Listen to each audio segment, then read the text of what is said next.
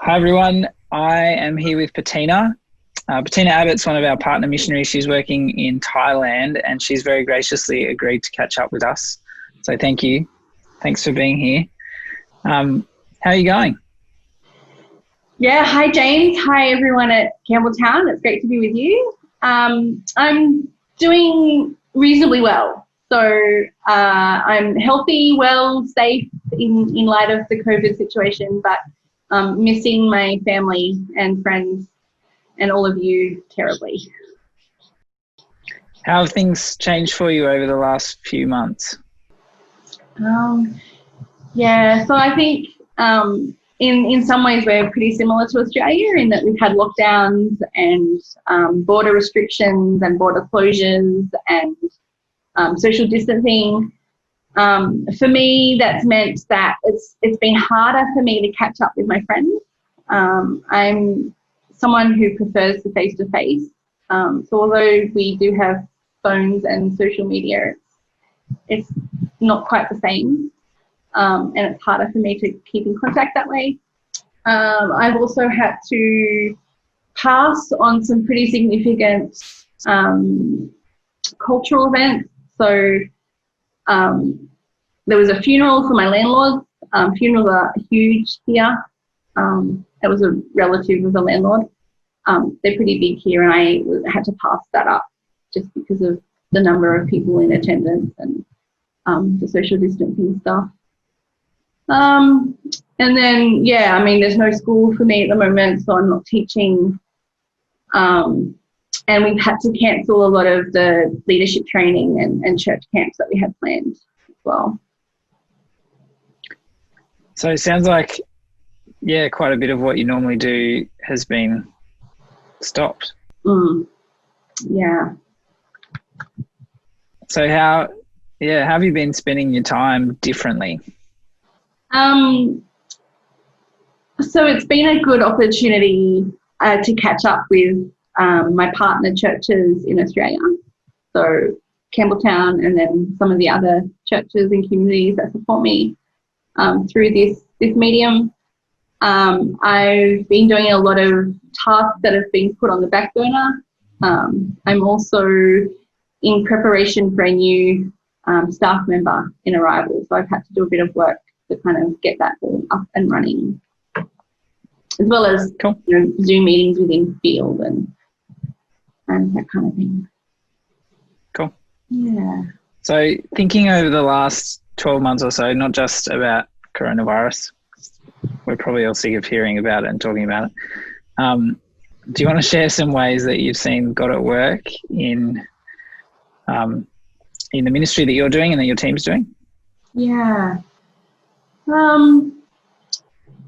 So I think in general, there's been a couple of people that have come to faith over the last kind of 12 months, mainly in the rural communities, which we don't actually live in that community anymore, but we're still involved in discipleship and nurturing a faith community out there. So a couple of the contacts that we've formed and the relationships we've formed over the last several years, actually, we've noticed that they've come to faith and they've publicly professed their faith, which has been really exciting.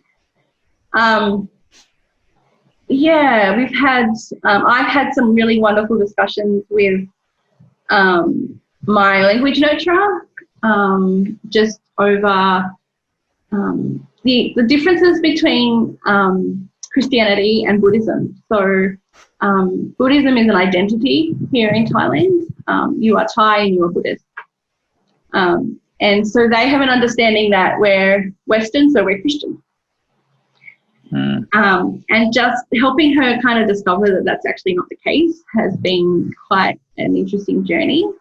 And just having discussions about, so for Buddhism, they do things to earn merit, and in order for good things, whereas ours is more of a response to love and to grace. And so having that kind of conversation and trying to define the differences between that has been interesting as well.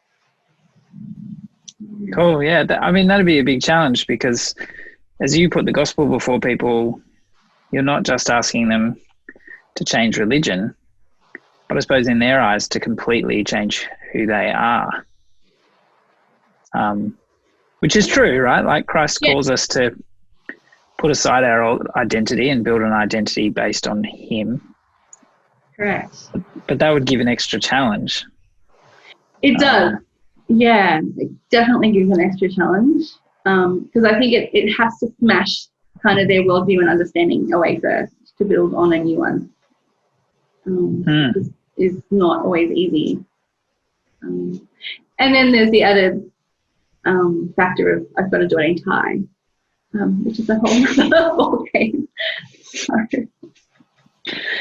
yeah. Yeah. Well, a lot of us can't even speak English good, so a whole other language is whole different thing. Yeah. Well, it's really exciting to hear that you've seen people come to faith. That's awesome. Yeah. That's one of the things that we're regularly praying for you, that you'll get the joy of seeing God work in that way. Yeah. Looking forward over the next couple of months, I know there's some changes ahead. Do you want to fill us in on some of those and then we'll talk about what we can be praying for you? Sure. Yeah. So I'm due for, you're probably aware that I'm due for a visa renewal very soon. So I've got the date for that in June. And there's been a whole process involved of passport renewals and all of that. So that's occupied a large portion of my time at the moment. School starts back on July 1st.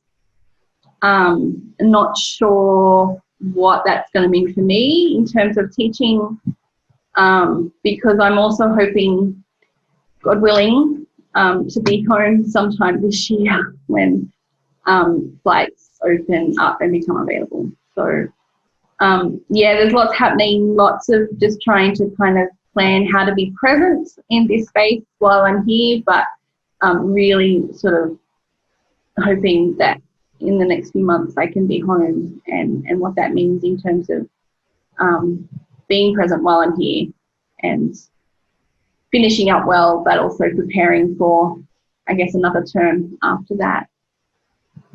Yeah. So how long will you be home for? Not sure at this stage. A normal home assignment would be 6 months, but there won't be much normality about this, I don't think. Okay. All right. Well, we'll be looking forward to that. It sounds like there's quite a few things we've been praying for, but how can we be praying for you? Obviously, we want to be praying for that visa renewal. Yes, the visa renewal. And sounds like it'd be good to be praying for you working out how you approach the next few months. Yes. So just being present here as well. I think I am very much in the space of wanting to be in Australia. So, and that's not God's will for me at the moment, clearly. So just trying to be present in this space. Just working out ways to appropriately connect with friends after, months of not having a lot of communication, not being able to get together. What that means in terms of meeting face to face and reuniting those relationships. Yeah, so a lot of the evangelism that you're seeking to do is built on relationship with people. Correct. In a second language, born out of English teaching. Correct. And actually a large proportion of my relationships have all been out of English teaching. So a lot of them are dual language relationships, which can create an extra kind of dynamic to the whole relationship. Yeah. Well, I think it's incredible. I think it's amazing that you're not only doing that work, but doing that work in really difficult circumstances. I think many of us find it really hard to share the gospel with people in our own heart language, let alone learning a new language and sharing the gospel with people in a different culture, it's next level. It's challenging. And, well, thank you for encouragement. It's not always very successful. So I often go away going, I'm pretty sure she didn't understand anything I just said. But, it's a work in progress, and God will use whatever we offer him. Yeah, and I think we often have that experience at home, where we try and share Jesus, and to people it seems like a completely foreign culture, completely different language. Well, listen, it really is a privilege for us to partner with you. And it's a privilege for us to pray for you. And I'm sure that people will be hearing this and eager to pray. And we'll be praying that home assignment comes sooner for you rather than later. Thank you. And that you can hopefully get some rest even in the midst as everything's disrupted. So thanks for chatting with me. Is there anything else you wanted to share with people? I just want to say thank you to everyone at Campbelltown for your support, those that give financially, prayers, for just being in contact. It's a huge encouragement, a huge blessing, and I couldn't be here without you guys. So thank you. Cool. If you're watching this and you want more information on Petina, what do people do? How do they get more information and partner with you? So I guess probably the simplest way over this forum is just to chat with my parents, so Debbie and Chris Abbott. I think I'm in the directory as well, so my email address will be in there, or the Global Interactions website. Cool. I think we also send out your newsletter pretty broadly anyway, so if you're watching this and are on our email list, you should have that email somewhere. Yeah. All right. Thanks for chatting. Thank you, James.